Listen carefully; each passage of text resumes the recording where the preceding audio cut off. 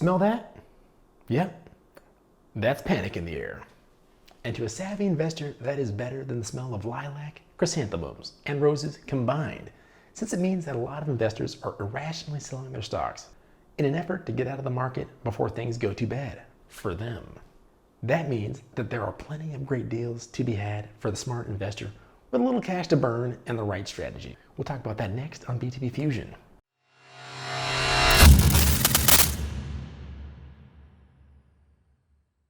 What's up, you guys? You're watching BTB Fusion, and I'm your host, Derek West. On BTB Fusion, it's our mission to help you to take action on your business and finance using the power of technology. Help us in our journey by smashing the like button for the YouTube algorithm, and let us know what you think in the comments down below. Let's dive right into the content of the video, shall we? Fears of an economic slowdown from the recent coronavirus outbreaks have sent stocks tumbling into correction territory.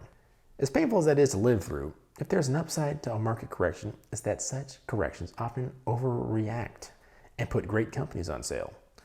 Benjamin Graham, the man who taught investing to Warren Buffett, created a market-beating strategy known as value investing around the concept of seeking out those types of discounts.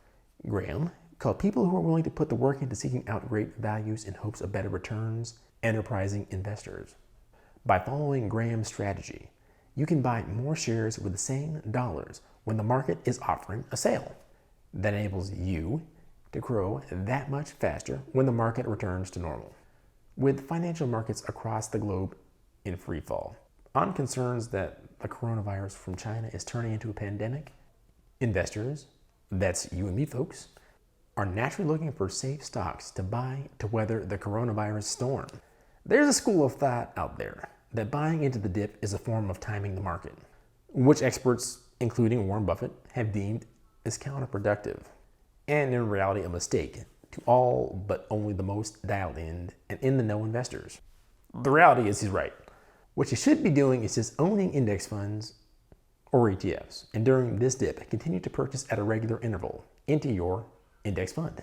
When the market comes back, your money will grow that much faster, similar to as if you had purchased stocks at discount prices. That strategy, while boring, is the safest way to grow wealth, even during declining markets.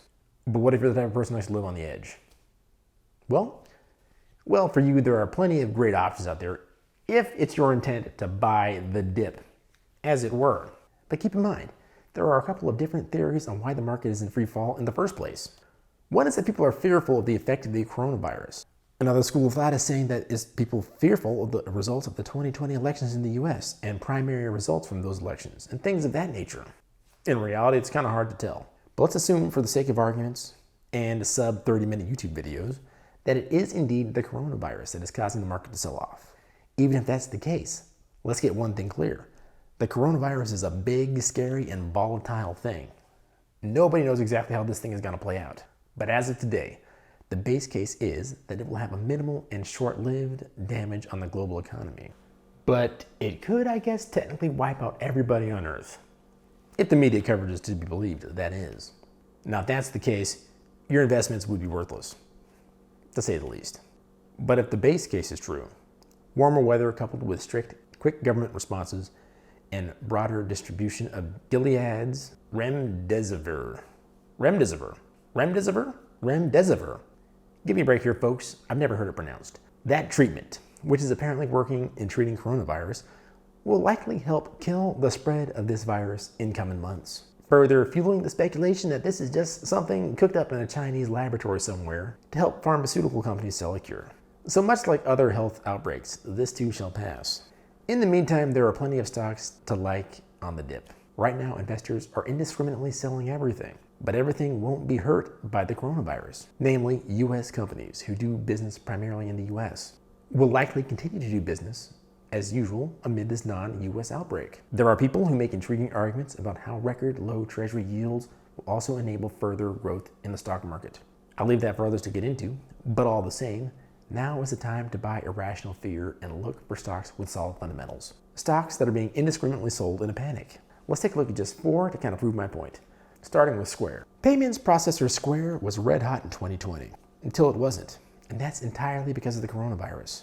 Through February 20th, Square stock was up 37% year to date. Ever since, its shares have dropped 10%. In simple terms, the sell-off doesn't make much sense. Square is a payment processor with a big US focus. Unless US consumers stop spending, Square's growth trajectory won't be meaningfully impacted by the coronavirus. Right now, the coronavirus has hit America, but not in a meaningful enough way to significantly slow consumer activity. If anything, consumers have upped their spending as they stock up on hand sanitizers, wipes, and other basic goods. Even further, if you look at the data, it looks like this virus won't be an issue for that much longer. So the coronavirus's impact on Square will be temporary and small. Meanwhile, the stock is down 10%. The company is firing on all cylinders in the digital payment world. Its subscription and seller service products are gaining material traction. Cash App is growing quickly. Revenues are roaring higher. Margins are expanding. Lots is going right for this company. The stock just happens to be down. So take the recent weakness as an opportunity to buy into this long-term winner at a discount. And then there's Pinterest.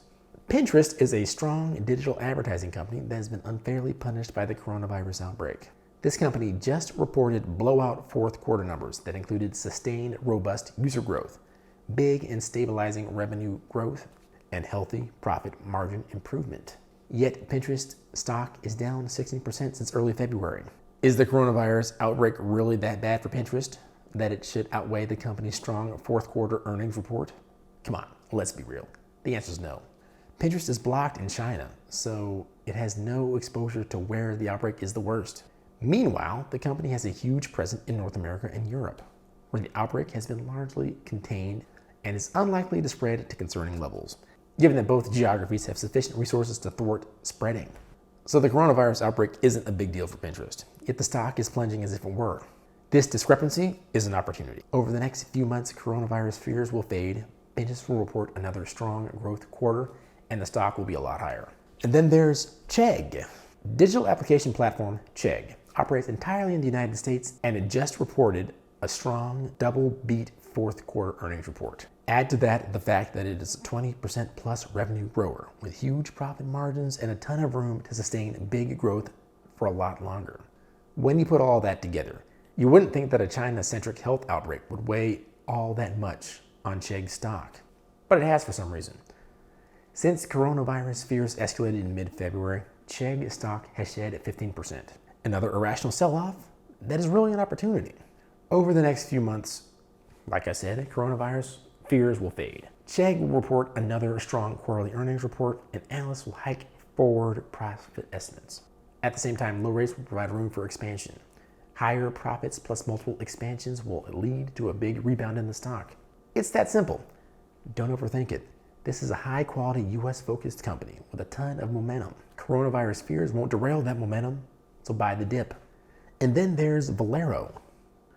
Valero Energy also saw its shares dip substantially in the back half of February as oil prices plummeted on fears of global economic and travel slowdown from the coronavirus. Unlike many energy companies, however, Valero Energy doesn't really make most of its money from the price of oil. Instead, as a refiner, Valero makes most of its money off something called the crack spread. And no, we're not talking about that crack spread or that crack spread. We're talking about the difference between the price of oil and the price of products refined from it, such as gasoline. The beauty of that model is that while some companies may face short-term hiccups if they're caught with expensive inventory in a time of falling prices, it's not generally tethered to the price of oil. As a result, it can make money even if oil prices remain stubbornly low for an extended period of time. In 2021, analysts are expecting Valero to earn around $8.15 per share. At its recent price of $66.25 per share, that prices Valero around 8 times its anticipated 2021 earnings. Despite the near-term risks, the company is expected to grow its earnings at a decent clip over the next 5 years or so. That makes now a decent time to consider picking up its shares at a potential value price. Speaking of decent times, now is a great time to smash that like button for the YouTube algorithm, as well as the subscribe and notification bell. We have more great content like this coming out every week, and you don't want to miss it. Also, don't forget to comment down below to keep the conversation going. And remember, a goal without a plan is a wish. A goal with a plan and no action is a wish list. Take action on your finance and business using the power of technology, and we'll catch you guys next time. Peace.